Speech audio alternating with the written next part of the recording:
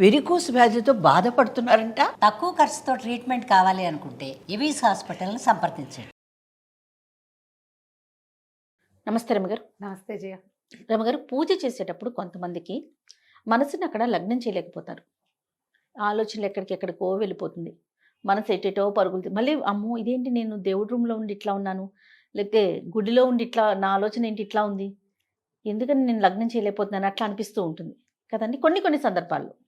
ఎట్లా అండి కాన్సన్ట్రేట్గా ఉండాలంటే ఏం చేయాలి? అసలు ఈ పూజ అంటే ఏమిటి? అంటే భగవంతుని ముందు కూర్చోవటం, ఏం చేస్తారు? దీపం పెడతాం, పలహారం పెడతాం, ఉమ్. ఒక దండం పెట్టుకుంటాం, ఏదన్నా చెప్పుకోవాలనుకుంటే స్తోత్రాలు మంత్రాలు లాంటివి చదువుకుంటాం. క్రియ దీపం ముట్టించడం, ఇవన్నీ సవరించడం, తొడవటం, పువ్వులు పెట్టడం, తర్వాత నువ్వు అన్నట్టు నివేదన చేయటం, వీటితో పాటు స్తోత్రం చదవటం అనేది ఒక పాయింట్ ఉంటుంది కదా. ఇది ఎంతమంది చేస్తారు? చదవటం అనేదా పర్సంటేజ్ తక్కువ అవ్వచ్చు. తక్కువ అవ్వచ్చు. అలవాటుగా నోటికి చదివేసుకుంటూ పుస్తకం లేకుండా కడకడకడ చదివేస్తూ ఈ క్రియ కూడా చేసేవాళ్ళు కొంతమంది ఉంటారు. లేదా ఈ క్రియ చేసేసాక ఏదైనా ఇటు చదువుకునే వాళ్ళు ఉంటారు కదా. వీళ్ళిద్దరికీ ఇలా చెడు ఆలోచనలు రావు. ఓకే. నీకు అర్థమైందా? నువ్వు నోటితో ఏదైనా చదువుతున్నప్పుడు పైకి మనసు ఇంకెటు వెళ్ళదు. ఎటు వెళ్తుంది? మనసు అటు వెళ్ళింది అనుకో, ఇది ఆగిపోతుంది. నువ్వు ఊహిస్తావు, ఊహించేటప్పుడు సౌండ్ ఆగిపోతుంది కదా. ఇట్లా చూసి చదవాలి. చూడటము చదవటము రెండు క్రియలు. నోటితో చదవటం ఒక క్రియ, చూసి చదవటం రెండు క్రియలు జరుగుతాయి. రెండు క్రియలకి మనకి కాన్సన్ట్రేషన్ ఎక్కువ అవసరపడుతుంది కదా. అవును. ఇలాంటప్పుడు వేరే ఆలోచన ఎలా వస్తుంది? రాదు. ఎప్పుడు వస్తుంది వేరే ఆలోచన? నువ్వు ఖాళీగా ఉన్నప్పుడు, నువ్వు దీపం ముట్టించినప్పుడు, పువ్వులు అవి సర్దుతున్నప్పుడు, లేదా ధ్యానం చేద్దాం, ఏదైనా మెడిటేషన్ చేద్దాం అనుకున్నప్పుడు, భగవద్ ధ్యానం లోపల చేసుకుందామన్నప్పుడు మనకి వేరే ఆలోచనలు వస్తాయి. ఇందులో జపం చేసేవాళ్ళు ఏదో ఒక నామం ఏదో చేసుకుని నామం జపం చేసుకుందాం అనుకుంటున్నారు అనుకో, ఆ జపం నడవకుండా ఆలోచనలు పోతూ ఉంటాయి. లేదా దేవుడు అని ఇక్కడ భూమధ్యంలో పెట్టుకోవాలనుకుంటా, అప్పుడు కూడా అంతే. నేను పొయ్యి మీద పాలు పెట్టానా, నేను అది ఏదైనా పెట్టానా, అదే ఇదే, పొద్దున ఇలా అయింది, వాళ్ళు అలా అన్నారు, వీళ్ళు ఇలా అన్నారు, ఇవన్నీ ఊహలు వస్తాయి కాన్సన్ట్రేషన్ లేకపోతే. లేదా మనం ఏదైనా తీవ్రమైన ఒత్తిడిలో ఉన్నప్పుడు వస్తాయి. రెండు చిన్న ఉపాయాలు. ఏదైనా నోటికి చదువుతూ పూజల దగ్గర ఉండండి, చదవండి. ఏదైనా భగవంతుడికి సంబంధించిన నామోచ్చారణ పైకి, లేదా ఏదైనా పాట పాడుకోండి, ఇది సాధారణమైంది. లేదా అది కాదండి, ధ్యానాన్ని కూర్చున్నప్పుడే నాకు ఇట్లా పిచ్చి పిచ్చి ఆలోచనలు వస్తాయి, ఏవేవేవో వచ్చేస్తాయి, అవేవో గుర్తొస్తాయి, కాన్సన్ట్రేషన్ కుదరదు. దానికి వేరే టెక్నిక్స్కి వెళ్ళిపోవాలి మనం. దేవుడి దగ్గర కూర్చున్నప్పుడు అది చెయ్యొద్దు. ఇప్పుడు పూజల్లో అంటే సత్యనారాయణ వ్రతం అవుతుంది ఎవరిదో, ఆడ కూర్చుంటాం, మనకేం పని ఉండదు. వాళ్ళు పూజ హడావిడిగా మంత్రాలు జరిగిపోతుంటే పత్నిపుత్ర పరివార సమేతం ఏదో గ్రహం ఆవాహయామి స్థాపయామి పూజయామి అంటుంటారు. దాని మీద అది చెవిని పడుతుంటుంది కానీ చెవిలోకి వెళ్ళదు. వేరే వేరే వేరే వేరే ఐడియాలు వస్తాయి. ఇక్కడ మనకి క్రియ లేదు, కర్మ లేదు, ఏమీ లేదు ఇక్కడ. అవును. ఇలాంటప్పుడు పోవచ్చు. మీరు ధ్యానం చేసేటప్పుడు కనుక మీకు అలాంటివి వస్తూ ఉంటే కనుక లోపలున్న ప్రెషర్ని మేనేజ్ చేయటం ప్రాక్టీస్ చేయండి మొదట. మీకు అలాంటి ప్రెషర్స్ ఉన్నప్పుడు ఏవైనా ధ్యానానికి కూర్చోవద్దు. ప్రశాంతంగా ఉన్నప్పుడే ప్రశాంతత కోసమే కదండి కూర్చునేది అంటారు. నీకు ఇవి రెండు ఎలా ఉంటాయంటే బోడి ముందా గుడ్డు ముందా.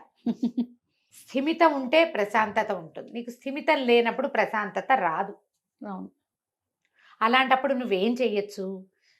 మెడిటేషన్కి కూర్చోకూడదు, దేవుడి దగ్గర చదువుకో ఏదైనా.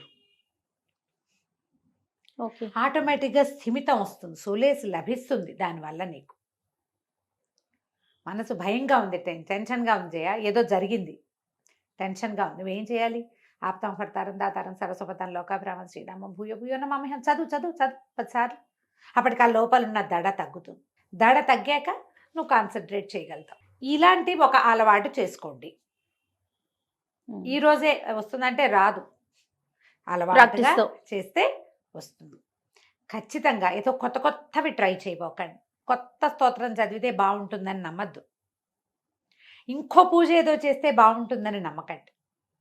మీరు చేసేదే సజావుగా చేస్తే కుదురుతుందని తెలుసుకోవాలి. మీకు చిన్న శ్లోకం శుక్లాంబరధరం వచ్చు, నెంబర్ ఆఫ్ టైమ్స్ చదవండి. ఇట్లా లెక్క పెట్టుకుంటూ 3 రౌండ్లు తిరిగితే 21 సార్లు అవుతుంది. ఇంకా అవుతుంది 27 సార్లు. మన నక్షత్రానికి సరిపోతుంది. 2 రౌండ్లు చదివి తర్వాత ఇక్కడ దాకా వెళ్ళామనుకో, అప్పుడు 21 టైమ్స్ అవుతుంది. చూడు, 1 2 3 4 5 6 7 8 9, 2 9 18, 19 20 21 సరిపోయింది. అంతే. 21 టైమ్స్. నువ్వు 27 సార్లు చదివితే అన్ని నక్షత్రాలకి చదివినట్టు అనుకోండి. ఏదైనా ఒకదాన్ని ఇలా ప్రాక్టీస్ పెట్టుకోండి. మీరు రోజు పుస్తకం చూసి చదివేటప్పుడు కొన్నైనా మీకు నోటికి వస్తాయిగా గ్యారంటీగా. శ్రీరామ రామ రామేతి చదువుకోవచ్చు, ఆపదామ భర్తారం చదువుకోవచ్చు, అమ్మవారిది ఏమైనా స్తోత్రాలు శ్లోకమో ఒకటి చదువుకోవచ్చు, గాయత్రిని చదువుకోవచ్చు. గాయత్రి మంత్రం కాదు, గాయత్రి ధ్యాన శ్లోకం. అట్లా ఏదైనా చిన్నది, ఒట్టి శుక్లాంబరధం వచ్చు, సరస్వతి నమస్తభ్యం వచ్చు, ఏదో ఒక దాని మీద వాలి ఉండటాన్ని ప్రాక్టీస్ చేయండి. నేను చెప్పా కదా, నిద్రలో కూడా ఆపదమ్మ భర్తారం వస్తుంది నాకు. నిద్ర పట్టలేదు, ఆపదమ్మ భర్తారం చదువుకుంటాను నేను మంచం మీద ఉండి కూడా. ముందు పవిత్రోవా అనుకుని సర్వావస్థాంగతోపివ యస్మరేత్ పుండరీకాక్షం సబాహ్యాభ్యంతర శుచి. అంటే అపవిత్ర పవిత్రోవా, మనం ఎలాంటి స్థితిలో ఉన్నా, సర్వావస్థాంగతోపివ, ఏ అవస్థలో ఉన్నా కూడా, యహ స్మరేత్ పుండరీకాక్షం స బాహ్యాభ్యంతర శుచి. ఎవడైతే పుండరీకాక్షుడిని స్మరిస్తాడో వాడు బాహ్యము ఆభ్యంతరంలో కూడా శుచి అవుతాడు అని పుండరీకాక్ష పుండరీకాక్ష అని చెప్పుకుని ఆపదమ్మ భర్తారం చెప్పుకుంటాం. 100 టైమ్స్ ఆపదమ్మ భర్తారం చెప్పుకున్న రోజులు కూడా ఉంటాయి.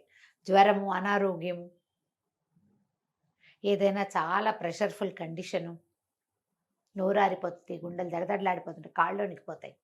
ఆపదమ్మ భర్తారం పనిచేస్తుందమ్మా. మీకు పనిచేస్తుంది, మాకు చేయదు అని చెప్పకండి. ఎవరికైనా పనిచేస్తుంది. దాన్ని పని చేయించుకునే పద్ధతి మీకు రావాలంతే. నువ్వు దాన్ని నమ్మి అది ఆ స్థిమితాన్ని కనుక మనం పెట్టుకుంటే ఆటోమేటిక్గా వస్తుంది. మీకు పూజలో కూర్చున్నప్పుడు చెడు ఆలోచన వస్తాయి. వాయిస్ రైజ్ చేసి ఏదైనా చదువుకోండి, ఇక ఆలోచనలు రావు. ఏమైనా సరే, ఏ విష్ణు సహస్రనామం అమ్మ శుభలక్ష్మి గారి పెడితే శుభలక్ష్మి అమ్మ ఆవిడ దారిని ఆవిడ చెప్పుకుంటుంటుంది. ఆవిడతో పాటు మనం కూడా అదే సౌండ్లో చెప్పామనుకో, హై సౌండ్లో. సౌండ్ పెంచేసరికల్లా ఏమవుతుంది, క్రియలు పెరిగిపోయినాయి మనవి. అవును, సౌండు హై సౌండ్ వినడం ఒక ప్రక్రియ. ఇప్పుడు ఇంక వేరే ఆలోచనకి తావేదమ్మా అసలు లేదు కదా. ఈ ప్రాక్టీస్ చెయ్యండి.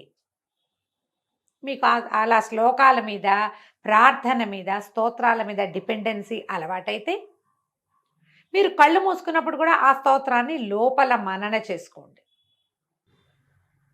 మనన జరిగితే అప్పుడు మీకు ప్రెషర్ తీరిపోతుంది, వేరే ఆలోచనలు రాకుండా ఉంటాయి.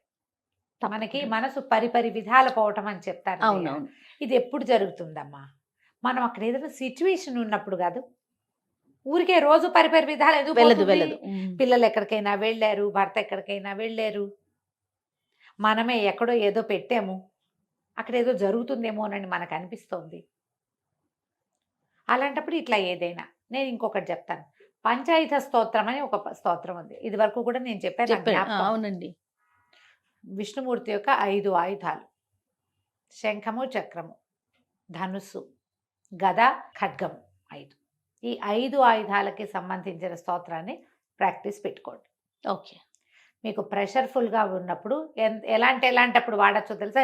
మేము వాడేది చెప్తాం. అంటే దీన్ని వాడటం అంటే మనం అనుసంధానం చేసి ఉంచుకోవాలి, ఎప్పుడు చదువుకుంటూ ఉండాలి.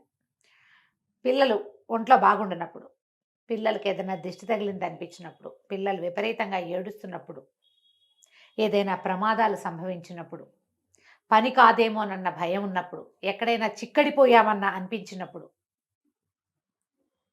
మనకే టెన్షన్గా ప్రెషర్గా ఏం చెయ్యాలో తెలియని స్థితి వచ్చినప్పుడు ఈ పంచాయత స్తోత్రం చాలా సహాయకారిగా ఉంటుంది. ఓకే. భగవంతుని 5 ఆయుధాలు మనని రక్షిస్తాయన్న నమ్మికతోటి చదువుకోవాలి. తప్పకుండా. నేను ఎవ్వరికి చెప్పినా వాళ్ళు మాకు ఇది పనిచేసింది, మాకు ఉపయోగపడిందనే చెప్తారు. ఇది ఇలాంటిది ఏదైనా ఒకటి ప్రాక్టీస్ చేయండి.